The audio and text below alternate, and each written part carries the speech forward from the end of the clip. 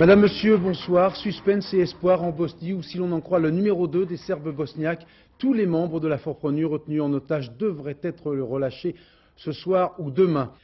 Politique et situation sociale, Jacques Chirac a bien évidemment réservé à la Corrèze son premier déplacement officiel en province. Le chef de l'État a appelé les Français à une véritable révolution culturelle pour relever l'immense défi de l'emploi. L'emploi, ce n'est pas une priorité. C'est la priorité. La préparation des municipales maintenant avec tout d'abord la réaffirmation par la direction du RPR de son refus de tout contact avec le Front National. Le maire adjoint RPR du 12e, chargé précisément du logement social, éliminé de la liste de la majorité pour les prochaines municipales, a été placé en garde à vue et déféré au parquet ce soir. Recrudescence des accidents mortels sur les routes françaises. 653 tués en avril, soit 5% de plus qu'en avril de l'an dernier.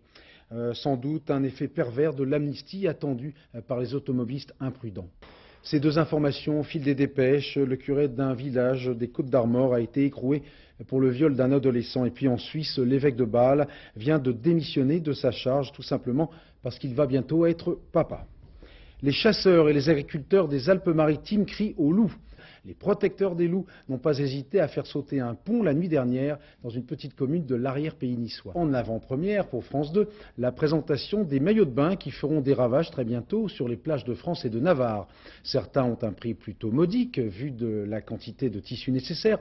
D'autres, si vous me permettez l'expression, coûtent la peau des fesses. Bonne fête aux Blandines et bon anniversaire à Barbara. Dans un instant, la météo d'Isabelle Martinet qui nous annonce un samedi plutôt gris et pluvieux. Excellente soirée, merci.